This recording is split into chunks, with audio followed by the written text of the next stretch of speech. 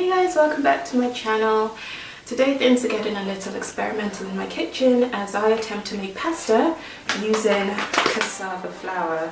Now, cassava flour is normally used to make fufu. If you're Nigerian, West African, you already know.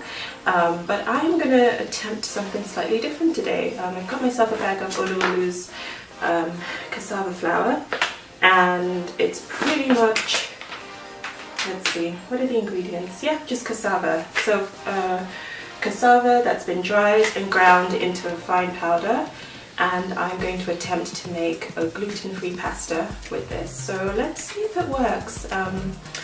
I predict that it's going to turn out okay, but you never know. And you will be seeing the results as I go along. So this is untested, I haven't tried this before, but I'm really excited to see how it turns out. So stay tuned and I will show you the rest. I began by making a flax egg by mixing about 2 tablespoons of ground flax seeds with 6 tablespoons of warm water. I just gave that a quick mix and just set that aside to become a bit more gel-like, and you'll see that in a second.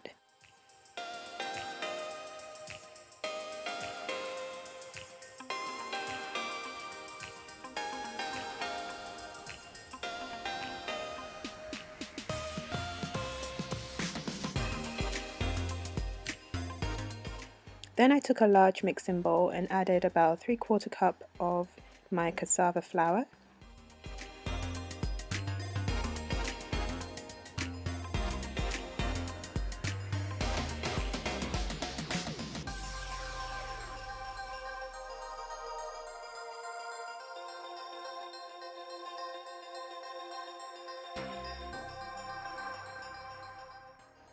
I made a well in the middle and added my flax egg into the center, and I could already tell that I would need more water in this mixture to bind it all together, and that's exactly what I did. I just added a bit of water at a time, I would say about a teaspoon at a time, just until the dough came together, and it did take a while. It was very crumbly to begin with.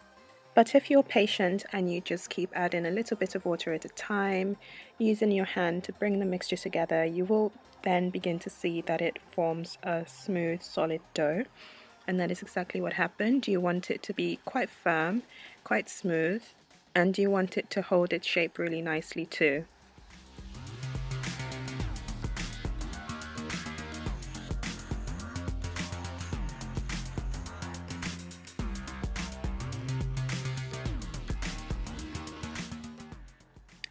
Then I placed my dough between 2 sheets of baking paper, and I just sandwiched it in between and used my hand to press down firmly just to flatten it a little bit.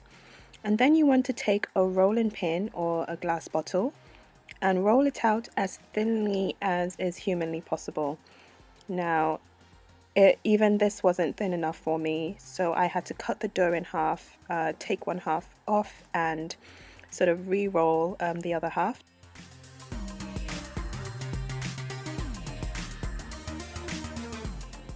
Now, there's nothing wrong with thick pasta, but from what I have observed, the thinner you can get it, the better really. And so just roll that out as thinly as possible into a long strip. And once you're happy with the desired thickness, you can just peel back the top of the baking paper. Then what you want to do is just trim around the edges to make a nice rectangle. And in this first try, I actually decided to use the roll-in technique of dusting the surface with a little bit of cassava flour and then rolling the dough very lightly into a roll shape.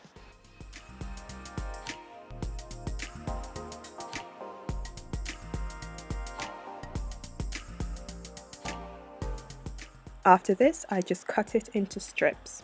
Now, I've seen this technique used a lot with regular pasta, so I thought I would give it a try, but it didn't quite work out. My dough was too dry and the pasta strips ended up being very crumbly, as you can see.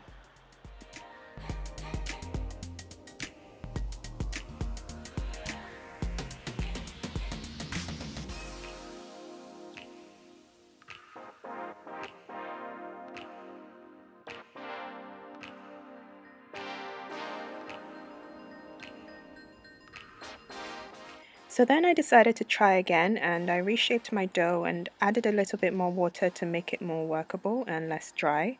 And same technique, I just rolled it between the baking sheets again, and then I cut it into strips this time around instead of rolling it, and it worked so much better this time around, and I was really happy with the results.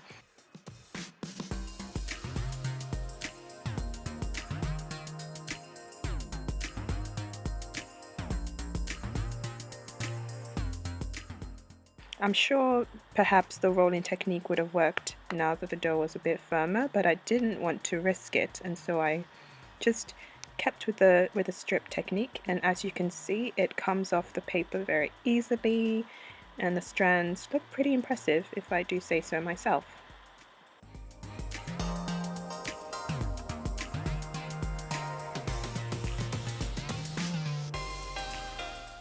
Now when you compare my second try to the first one, you can see a massive difference. The second one holds much better. The first one was extremely dry and crumbly to the touch. And so I remade the rest of my dough by adding a little bit more water, and it turned out great, as you can see here. Next, I cooked the pasta as you would with regular fresh pasta. I brought some water to the boil and added the strands straight in there. Now I was being super cautious and adding it strand by strand, and as you can see, it took seconds to cook. I'm not even kidding. I would say 30 seconds and it was done. So you don't want to put it in there for too long so that it doesn't become too stodgy. So once you're done cooking all of your pasta, you can then dress it in the way that you want. You can mix it with some veggies, add some sauce, add whatever you want to it really. Just eat it as you would your regular pasta.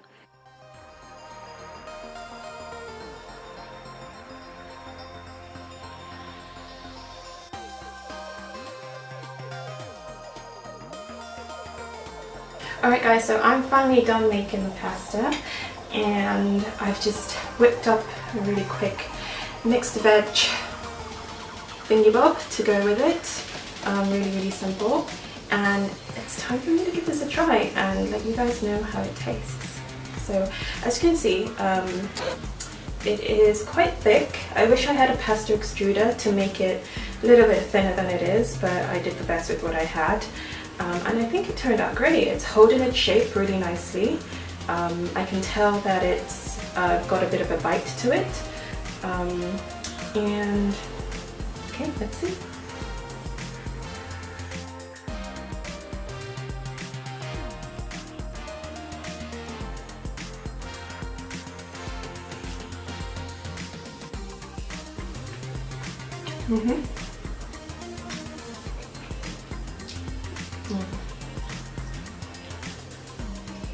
So it's exactly as I expected. It's quite chewy, and as you saw, it only took a few seconds in boiling hot water to get to this point.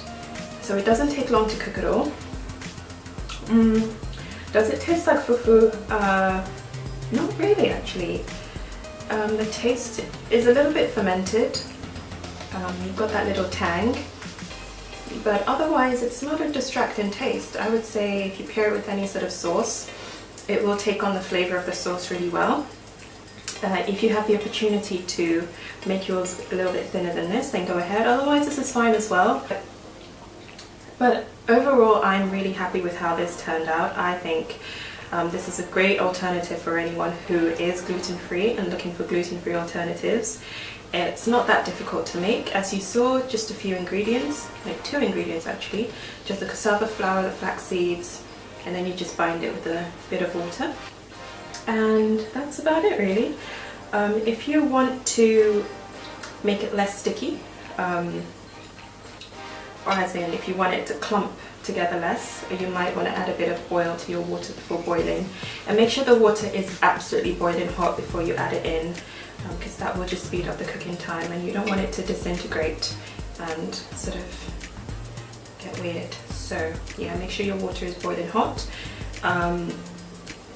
This, I didn't even salt it, and it has a lot of flavour, so really go according to your taste, cook it however you want, add whatever toppings, whatever sauces, whatever veggies you want to go with it.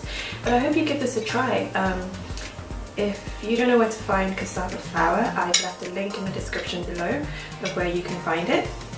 And here's the brand that I used, Ololi Foods. You can also go onto their website and see if you can find it on there. Gluten-free, vegan, and as it turns out, incredibly versatile. So thank you guys so much for watching my video. I hope you enjoyed it, and I will see you next week. Bye!